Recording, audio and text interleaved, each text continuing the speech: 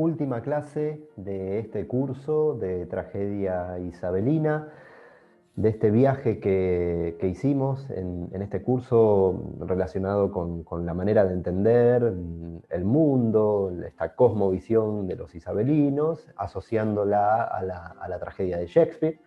En este caso, para esta última clase, como suele pasar en alguno de los cursos vinculados a determinados géneros o movimientos teatrales dentro de la historia del teatro, vamos a resumir, a destacar cuáles son aquellos elementos que tenemos que considerar para hablar de tragedia isabelina, o a modo de juego también, si por ejemplo tuviéramos que escribir alguna escena, alguna obra que se vinculara, se relacionara con algo del género de la tragedia isabelina, a modo de juego, cuáles son aquellos elementos que tal vez deberían aparecer en eso que decidamos escribir. Entonces, a modo de repaso, de resumen, cuáles son esos elementos más importantes que se repiten en el género de la tragedia de Shakespeare, en la tragedia isabelina. Bueno, en principio, esta noción de que se trata de una tragedia de jerarquías, una tragedia que aborda el caos cuando se rompe la cadena del ser, ¿no? Todo vinculado con esta noción de la cosmovisión isabelina que hemos desarrollado a lo largo del curso. Esto debería ser en parte algo importante a tener en cuenta, o que debería aparecer en ese texto que decidamos escribir, ¿no? A modo de juego. También esta noción de que es una tragedia de desorden, que instala el caos, que instala la crisis, por atentar contra lo divino. En el caso de los isabelinos, lo divino se refiere al Dios, ¿no? Al Dios cristiano. Es decir, una tragedia que genera este desorden, que genera este caos, por ir en una especie de atentado contra esa divinidad. Es decir, atentar contra el rey es estar atentando contra Dios, o rebelarse contra el Padre es estar rebelándose contra Dios en esta especie de cadena de la cosmovisión, como sucede en Rey Lear.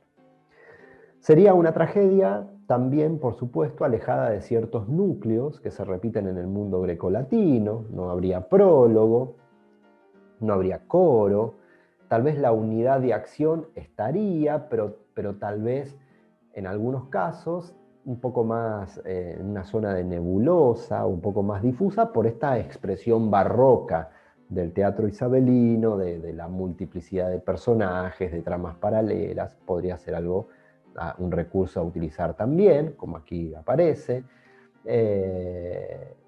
Y tal vez elementos griegos en el héroe, ¿no? Esta idea de la jamartía, la hibris, la anagnórisis, el hecho trágico, estos núcleos, estos elementos que aparecen en el teatro clásico, se podrían aparecer en ese héroe trágico que imaginamos al momento de imaginar una tragedia en el marco del género de la tragedia isabelina.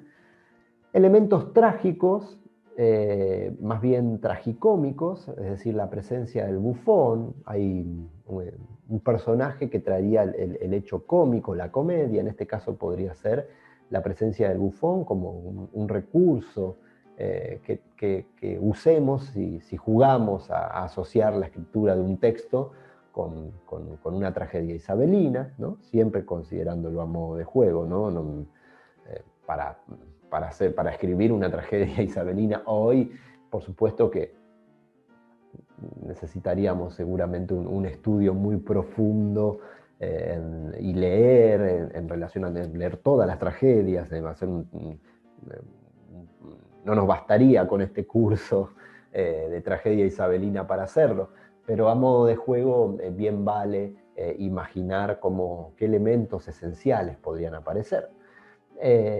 Y claramente algo que aparece en las tragedias isabelinas es esta noción de que es una obra de regulación teocéntrica. Cuando hablamos,